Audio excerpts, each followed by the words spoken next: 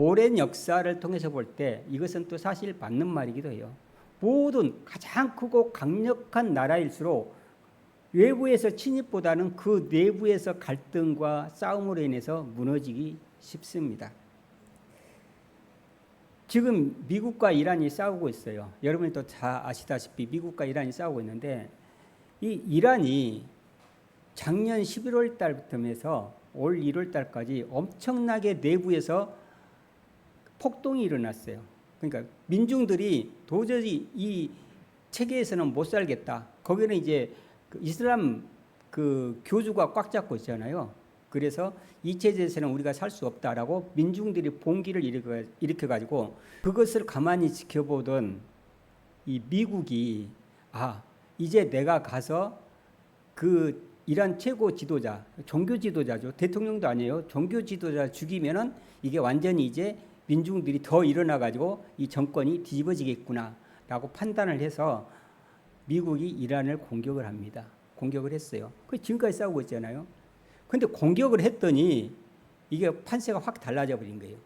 이란 국민들이 하나같이 미국을 향해서 싸우기 시작하는 거예요. 다 같이. 아니 방금 전까지는 자기 정치 지도자들 못 믿겠다고 난리를 치고 그렇게 죽고 한 거를 했는데, 그래서 그 정치 지도자만 죽이면 이 국민들이 일어나 가지고 정권을 잡겠다고 미국이 판단을 했겠죠. 그래서 공격을 했어요. 그랬더니 모든 그 국가의 에너지가 미국을 향하게 되는 거예요. 그래서 지금까지도 싸우고 있는 거예요. 4주 만에 모든 걸 끝내겠다고 트럼프 대통령이 그렇게 약속을 하고 했는데도 지금까지 6개월이 넘도록 그 싸움을 하고 있는 거예요. 왜 그럴까요? 모든 것들은 가만히 놔두면은 자체 내의 부패는 자체 내 시스템으로 인해서 무너지게 되어 있습니다. 그 에너지가 이제 외부로 향할 때 그 안에 있던 파벌들이 한꺼번에 뭉쳐서 외부를 향해서 싸움하기 시작합니다. 우리 세계가 뭐 이슬람이 싸우고 기독교하고 싸우고 뭐 많은 사람들이 싸움이 여기저기 있습니다. 그런데 만약에 외부에서 외계인들이 우린 지구를 침략을 했다. 그러면 아마도 소련, 미국 모든 국가들이 힘을 합해서 그 외계인들하고 싸울 거예요. 우리끼리 싸우는 게 아니고. 이처럼 우리의 적이 외부에 있을 때는 뜻을 모으기가 쉽습니다. 그리고 그것은 쉽게 무너지지가 않아요. 그런데 외부의 적이 없고 내부의 적이 있다고 그러면, 내부에 파벌이 갈리기 시작하면 빨리 붕괴가 됩니다. 왜냐하면 누가 적인지 모르거든요. 어떻게 해야 되는지 가치 기준이 없어지는 거예요. 그래서 힘이 약해지는 거죠. 교회도 마찬가지입니다. 교회에서 가장 위험한 것은 교리적인 문제가 아니에요. 그리고 옆에서 어떤 무리들이 교회를 공격한다고 해서 교회가 쉽게 무너지지 않습니다. 문제는 교회 안에서의 갈등이 문제가 되기 시작합니다. 어떤 문제가 있으면 그 문제 자체로 끝나야 됩니다. 교회 안에서도 마찬가지고 가정에서도 마찬가지고 사회에서도 마찬가지입니다. 문제는 그 문제로 끝나야 돼요. 그런데 그 문제로 끝나는 게 아니고 사람 간의 갈등으로 넘어가 버리기 시작합니다. 그게 문제가 되는 거죠.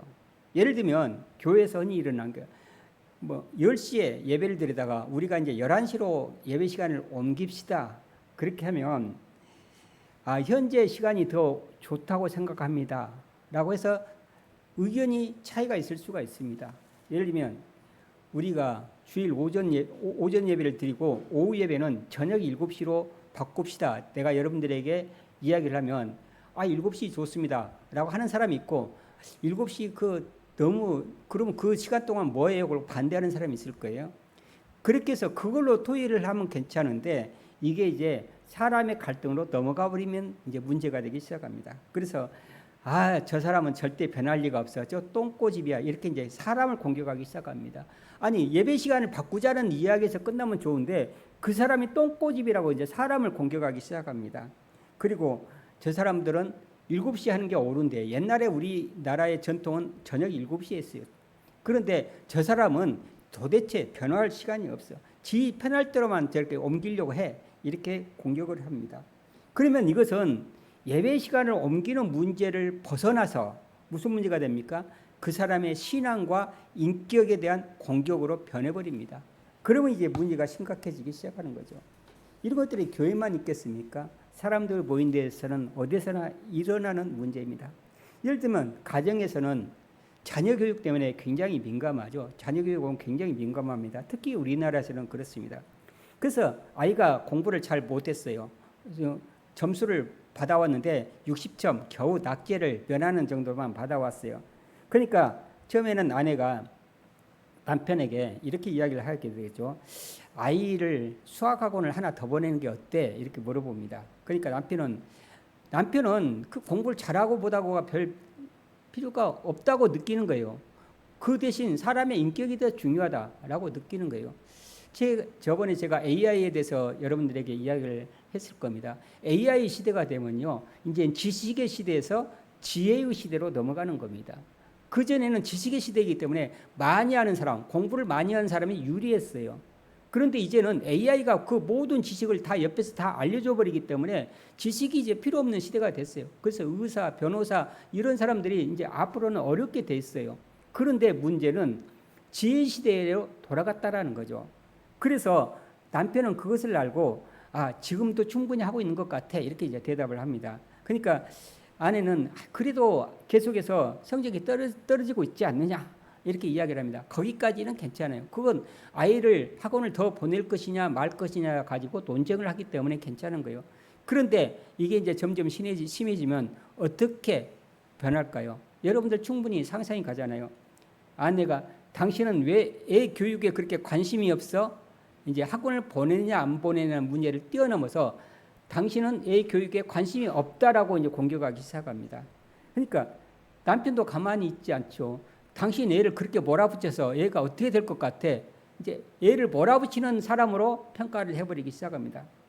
그러니까 이제 남편이 이제 아내는 당신이 교육에 무관심하니까 내가 이렇게 오바를 하는 거 아니야? 그랬더니 남편은 또 지지 않죠. 이제 그때부터 싸움이 되는 거예요. 당신이 그렇게 통제하려고 하니까 얘가 문제가 되는 거야. 라고 교육의 책임을 아내한테 떠넘깁니다.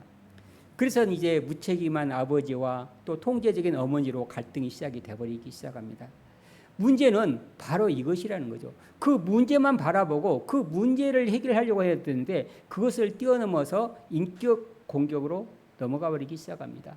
예를 들면 남편이 물을 먹다가 흘렸어요. 그러면 아내가 물을 흘렸네. 앞으로 좀 주의해 줘. 그러면 되는데 당신은 항상 그래.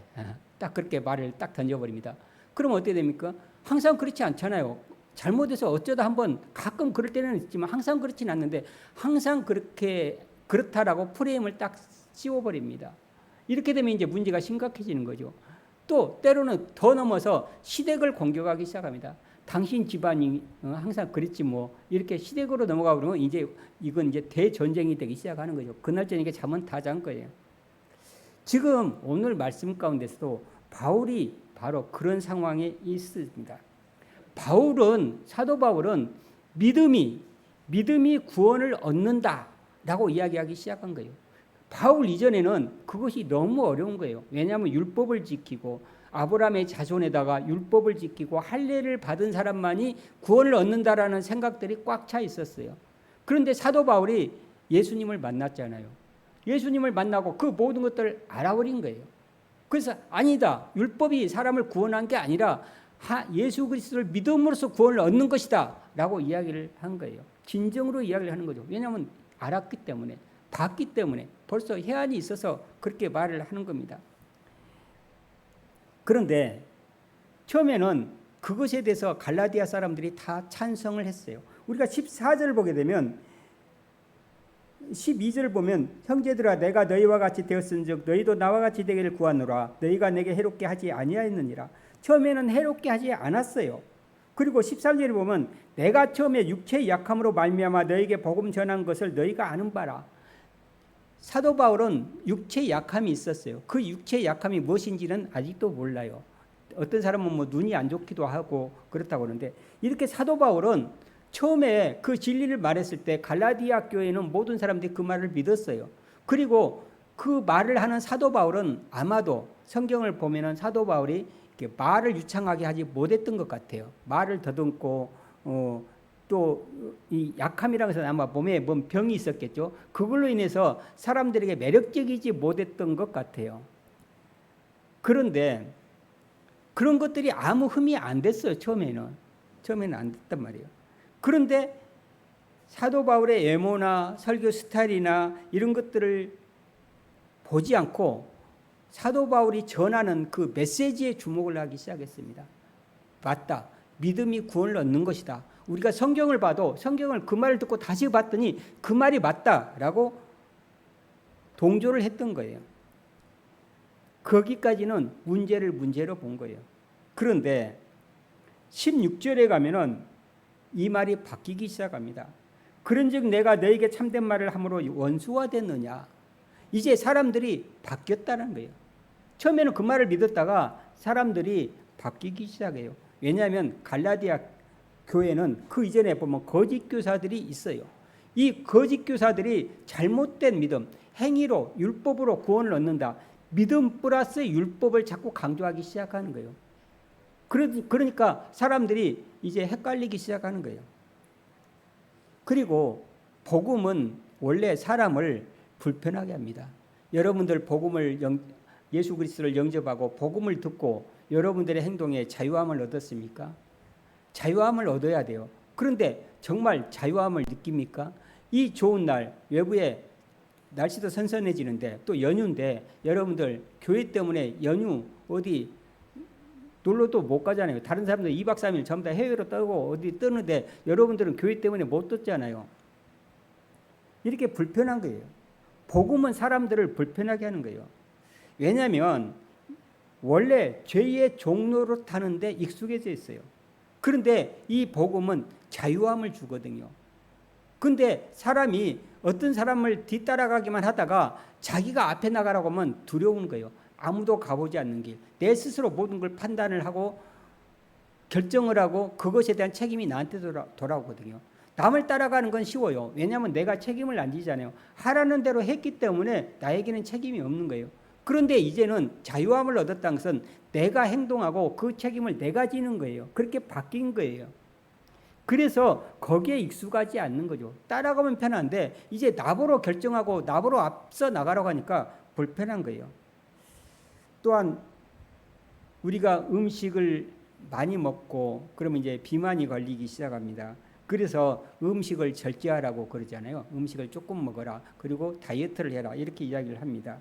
그런데 내가 원래 먹던 그 탐식이 있어요. 뭔가를 보면 맛있는 거 있잖아요. 그러면 예전에 그 맛있게 먹었던 기억이 있기 때문에 막 먹으려고 하는 거예요. 그래서 몸이 안 좋아지는 걸 알면서도 계속해서 그것들에 대해서 우리가 집착을 하기 시작하는 거예요. 자기 절제가 어려운 거죠. 자기 욕망을 거스르는 것이 어렵습니다. 그런데 복음은 자꾸 자기 욕망을 거슬러라고 이야기를 하거든요. 우리가 뭘 하려고 해도 못하게 하고 이것 하려고 해도 술 먹지 말라고 그러고 담배 피우지 말라고 그러고 또 뭐 욕도 하지 말라고 그러고 내가 저 사람이 미워서 막 구급을 끓는데 복수하지 말고 용서하라고 하고 사랑하라고 하거든요. 그것이 내 본능과 맞지 않잖아요. 그렇기 때문에 불편한 거예요.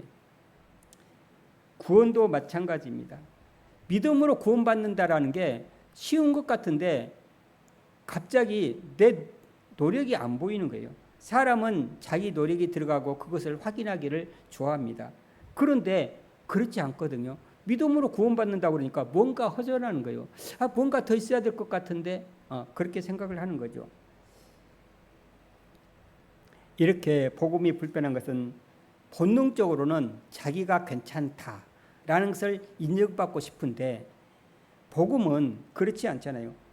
모든 것이 하나님의 은혜다라고 이야기를 하는 거예요. 내가 열심히 남편을 간호를 해서 그 병에서 탈출하게 만들었는데 하나님의 은혜다. 그러니까 그러면 나는 여태껏 뭐 했던 거야? 내가 인정받고 싶은데 그게 하나님의 은혜로 돌려버리니까 허망한 거죠. 그래서 내가 무엇인가를 해서 하나님께 인정을 받아야겠다라는 생각과 하나님이 은혜를 주셨기 때문에 내가 구원을 받았다라는 것 가운데는 긴장 관계가 있는 거죠. 그래서 복음은 인간의 공로를 자랑하고 싶고 그런 마음을 불편하게 만듭니다. 우리는 누구든지 내가 괜찮은 사람이고 내가 잘한다고 칭찬받고 싶은 마음이 있어요. 근데 그 마음을 눌러버리니까 불편한 거예요. 또 복음은 자꾸 우리의 약함을 건들기 시작합니다. 네가 죄인이라는 것을 인정해라. 회개가 그렇지 않습니까? 내가 죄인임을 인정하는 것이 회개의 시작입니다. 그런데 내가 죄인이라고 하면 괜히 내 약점을 드러내는 것 같잖아요. 사람은 자신의 잘못을 인정하기보다는 그 잘못을 다른 사람의 잘못으로 찾는 것이 굉장히 익숙해집니다. 그것은 창세기 때부터 있었던 일이에요. 선악과를 따먹고 우리가 아담에게 하나님께서 물어보십니다. 왜 선악과를 따먹었느냐? 그랬더니 당신이 만들어주신 저 여자가 나를 줌으로써 내가 먹었나이다. 아니 먹지 말라고 너한테 이야기를 했는데 그 여자의 권유로 해서 자기가 먹어놓고 그렇게 이야기를 하는 거예요. 이렇게 남 탓을 하기 시작을 합니다. 그게 편하거든요. 왜냐하면 나는 괜찮은 사람으로 남아야 되고 나는 잘못이 없다라는 것으로 남아야 되기 때문에 그렇습니다. 그런데 복음은 자꾸 그 사람을 자극을 합니다. 아니야, 네 잘못이야. 네가 죄인이야. 이렇게 이야기를 하기 때문에 불편해지는 거예요. 부부간에도 마찬가지입니다. 내가 잘못했구나라고 인정하는 것이 어렵습니다. 교회 갈등에서도 마찬가지입니다. 나에게 문제가 있었구나라고 인정하기가 어려운 것입니다. 인간의 본능이에요. 나의 잘못을 인정한다는 게 쉽지가 않습니다.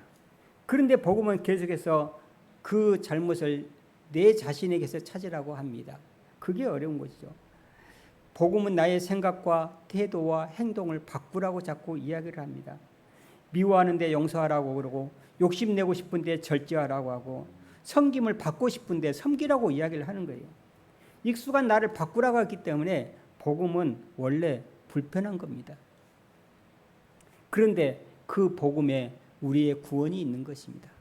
그 복음에 우리의 자유함이 있는 거예요.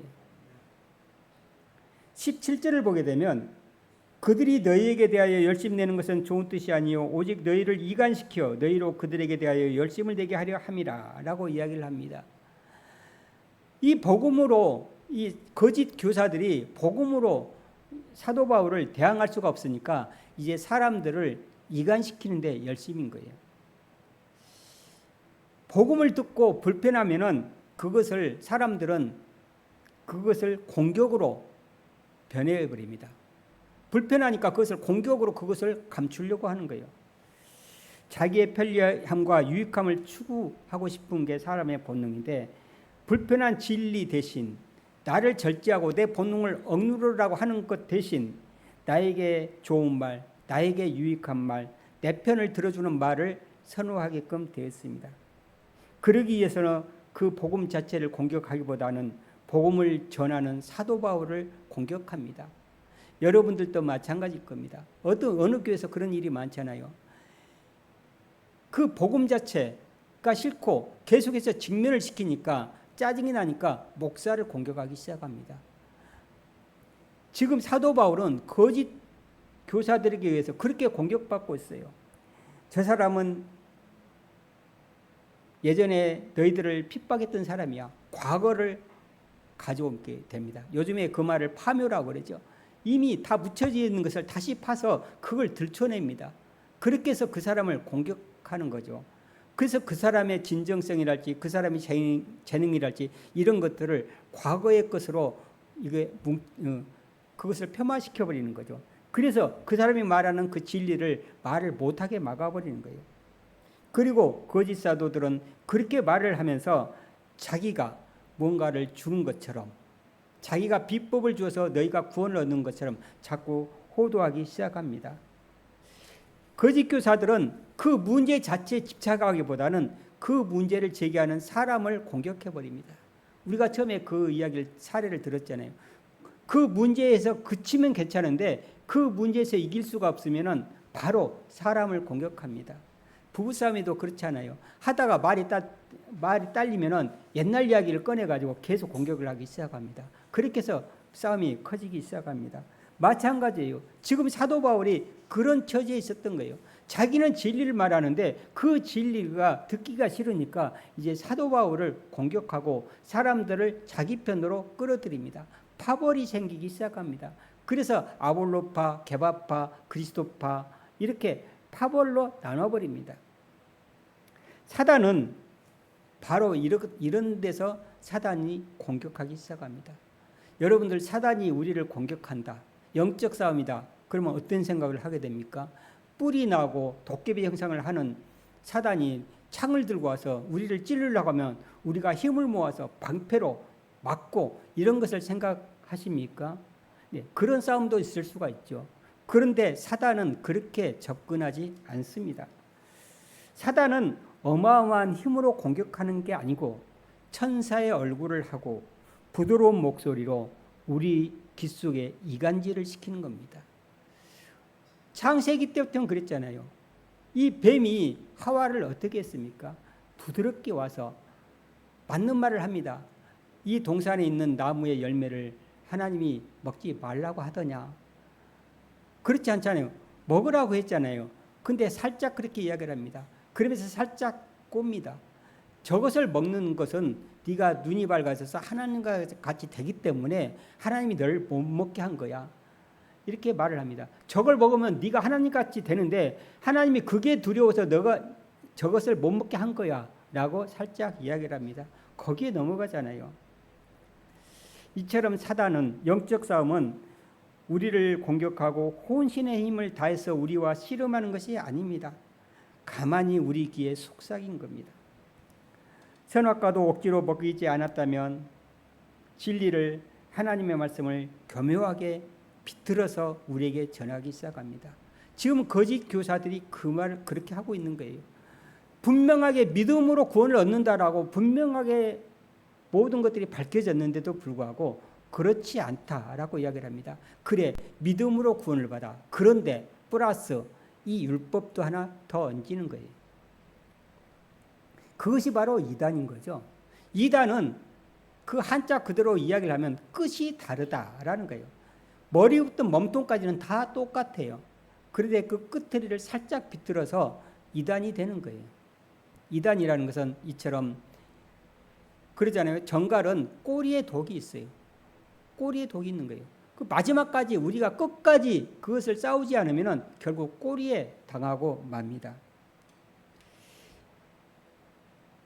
우리나라에서 요즘에 가짜 뉴스를 없애는 법안을 만들겠다라고 이야기를 합니다. 그러면 여러분들 가짜 뉴스 그러면 전혀 엉뚱한 말을 지어서 말하는 것이 가짜 뉴스라고 하지만 가짜 뉴스의 정의는 그렇지 않습니다. 1부터 90까지는 사실을 가지고 이야기를 합니다. 그런데 뒤에 10%를 살짝 비틀어 놓습니다. 그것이 어마어마한 거죠. 그것이 어마어마한 거예요. 예를 들면 목사가 어느 사람하고 만나서 어떤 여자분하고 만나서 카페에서 커피를 마시더라. 거기까지는 사실이겠죠. 그런데 그래서 저 목사하고 저 성도하고 썸씽이 있다라고 살짝 한마디 얹힙니다. 그게 바로 가짜 뉴스라는 거예요. 이처럼 사단은 100% 진실을 말하거나 100% 거짓을 말하지 않습니다. 1부터 90까지는 진실을 가지고 이야기를 합니다. 그런데 그 10%를 살짝 비틀어 놓습니다. 그게 바로 이단입니다. 그 이단이 열심이라는 거죠. 17절을 보면 그들이 너희에게 대하여 열심을 내는 것은 좋은 뜻이 아니다라는 거예요. 그러면 그 거짓 교사들의 뜻은 무엇인가? 오직 너희를 이간시켜 너희로 그들에게 대하여 열심을 내게 하느니라. 자기 편을 만들려고 한다라는 거예요. 자기 편을 만들려고. 이 파벌 싸움이라는 것이 그래서 무섭습니다. 이 파벌 싸움을 하게 되면은 적이 외부에 있는 게 아니라 내부에 있게 됩니다. 그러면 과연 누가 옳은 것인지를 그 안에서는 구분할 수가 없어요. 왜냐하면 다 같이 우리가 예배드리고 다 같이 찬송하고 다 같이 성경 말씀을 받던 바로 옆에 사람이 말을 하기 때문에 그렇습니다. 요즘에 이단이 교회를 공격하는 것이 바로 그것입니다. 우연히 한 사람이 들어오는 것처럼 해요. 그래서 그 사람이 이제 같이 있으면서 슬슬 다른 말을 하기 시작합니다. 파벌을 시키는 거예요. 서로 다 안 좋은 소문을 자꾸 내는 거예요. 그래서 처음에는 그 전도사를 이제 매장을 시키기 시작합니다. 그 전도사가 이랬다 저랬다, 내가 보니까 이랬다 저랬다, 이런 식으로 자꾸 안 좋은 말을 계속하기 시작합니다. 그렇게 해서 그 전도사가 못 견디게 만들고, 그 전도사 대신 또 다른 전도사를 가져올 때 자기의 편을 갖다 살짝 심어 놓습니다. 내가 좋은 전도사가 한 번 있다. 그래서 그 사람을 갖다 심어놔요. 자꾸 그래서 전도사가 바뀌고 부목사 바뀌고, 그러고 나면 이제 남은 게 뭐가 있습니까? 담임 목사만 바꾸면 되는 거예요. 이렇게 해서 이단들이 교회를 먹는 방법인 거예요. 그게 17절도 마찬가지입니다. 그들이 그렇게 열심을 내는 것은 너희들을 위한 것이 아니야. 너희들을 이간시켜서 너희들이 결국은 나에게로 충성하도록 만들려고 하는 것이야 라고 이야기를 하고 있습니다. 사도 바울은 그것을 알고 있어요. 그래서 마음이 바쁜 거죠. 우리는 과연 무엇에 대해서 열심입니까? 이처럼 우리는 하나됨에, 또 믿음의 복음을 위해서 하나가 되고 열심히 돼야 됩니다. 그런데 이처럼 내 편을 만들려고 열심이지 않습니까? 이것이 바로 우리가 사탄의 꾀임에 넘어가 있다라는 증거예요. 우리는 하나님 안에서, 예수 그리스도 안에서 우리는 한 몸이 되어야 됩니다. 그래서 우리 내부에는 갈등이 없어야 돼요. 갈등이 없다고 해서 의견이 달라진다, 안 달라져라고 한 건 아니에요. 그건 공산당이죠. 의견은 다를 수가 있어요. 그 의견을 놓고 우리가 그 의견에서 서로 다 끝내야 되는 겁니다. 근데 그것이 더 넘어서 인격 모독으로 사람을 공격하면 안 된다라는 거죠. 19절에 보면 나의 자녀들아 너희 속에 그리스도의 형상을 이루기까지 다시 너희를 위하여 해산하는 수고를 하노니 라고 이야기를 하고 있습니다. 우리는 열심히 살아왔고 신앙에도 열심을 냈습니다. 그 수고가 있어요. 그런데 우리는 신앙은 많이 성숙할 수가 있어요. 그런데 신앙이 성숙하지 않을 수가 있습니다. 신앙의 성장과 성숙은 다른 모습입니다. 여러분들 어린애들을 보십시오. 어느 순간에 사춘기가 지나면서 훌쩍 큽니다. 몸도 크고 키도 크고 어디서 보면은 어른 같아요. 콧수염도 거뭇거뭇하게 나고. 그런데 여러분들이 그것을 성인으로 봅니까? 안 보잖아요. 하는 것은 아직도 철딱선이 없는 애기잖아요. 그것은 성숙은 했지만 성숙은 하지 않았다라는 거예요. 우리도 신앙생활에서 성장은 할 수가 있습니다. 기도를 더 많이 하게 되고, 또 예배에 더 열심히 참석하게 되고, 성경도 많이 읽고, 지식도 많이 넓어졌습니다. 그런데 문제는 성숙하지 않는 그리스도가 있다라는 거예요. 교회 그렇게 많이 하고 기도도 많이 했지만 성숙하지 않는 그리스도인이라는 게 무엇인가? 우리의 생각과 우리의 태도가 아직 바뀌지 않았다는 거예요. 그리스도의 형상이 아직 다 이루어지지 않았다는 거예요.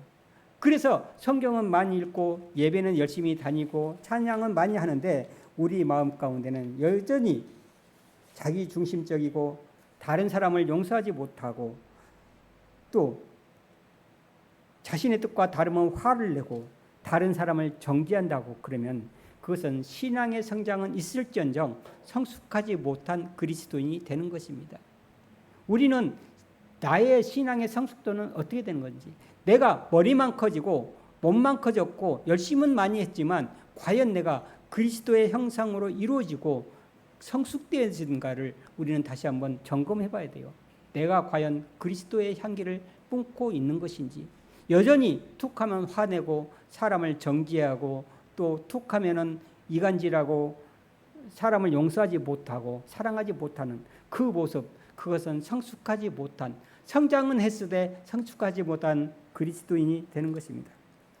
그래서 신앙의 성장에는 이런 질문을 많이 합니다. 성장하는 사람들은 얼마나 기도합니까? 성경을 몇 번 했다, 10번 했다, 20도 했다. 또 교회에서 나는 어떤 직분이다. 교회에서 나는 어떻게 열심히 봉사활동을 한다. 내가 신앙생활이 몇 년이다. 이런 것들을 자랑하기 시작합니다. 그런데 성숙한 신앙인은 질문이 달라집니다. 그 기도를 통해서 내가 어떤 사람이 되었는가? 내가 어떤 사람이 되었는가? 말씀을 통해서 내 성품이 어떻게 변했는가? 봉사활동을 통해서 내가 얼마나 낮아졌는가? 신앙생활을 오래 하면서 내가 다른 사람을 얼마나 사랑하게 되었는가? 이것이 성숙인 것입니다. 성장과 성숙의 질문이 달라지는 거고 자랑하는 내용이 달라지는 것입니다.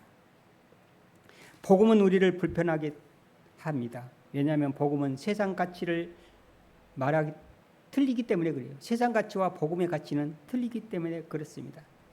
세상 가치는 내가 돈을 얼마나 벌었는가, 성공을 어떻게 했는가. 근데 복음은 돈을 어떻게 썼느냐가 중요합니다. 내가 얼마나 벌었냐가 문제가 아니라 돈을 내가 어떻게 썼는가, 이것이 복음의 가치입니다. 얼마나 높아져서 내가 대우를 받았는가가 아니라 내가 얼마나 봉사했는가, 이게 복음의 가치입니다. 성공해야 가치를 인정받는 것이 세상의 가치입니다. 그런데 복음의 가치는 내가 존재함으로써 존재 자체로 우리가 인정을 받는 것이 복음의 가치입니다. 복음은 따라서 우리의 의를 인정하지 않고 오로지 하나님의 은혜만을 말하기 때문에 불편한 것입니다. 사단은 바로 이런 불편한 것을 파고듭니다. 이간시키고 복음을 비틀고 결국은 공동체를 파괴합니다. 우리는 이러한 사단의 공격에 맞서기 위해서 신앙의 성장뿐만 아니라 성숙을 이루어야 합니다. 신앙생활을 열심히 하는 것과 더불어서 오늘 19절에 나오는 그리스도의 형상이 너희 속에 그리스도의 형상이 이루기까지 우리는 힘써야 됩니다. 우리가 사단과 싸운다는 것은 실제 하는 어떤 대상과 싸우는 것이 아닙니다. 내 안에 있는 나의 욕심, 또 내 습관, 나의 고집 등과 싸우는 것입니다. 세상 가치를 따라가려는 나의 본능과 싸우는 것입니다. 자꾸 믿음으로 구원받기보다는 내 행위로, 율법으로 구원받으려는 내 태도와 싸우는 것입니다. 그것이 바로 영적 싸움입니다. 저는 여러분들이 이러한 영적 싸움에 승리하기를 주님의 이름으로 축원합니다. 여러분들이 신앙의 성장과 더불어서 신앙의 성숙으로 이루어 나가기를 주님의 이름으로 축원합니다. 기도하겠습니다.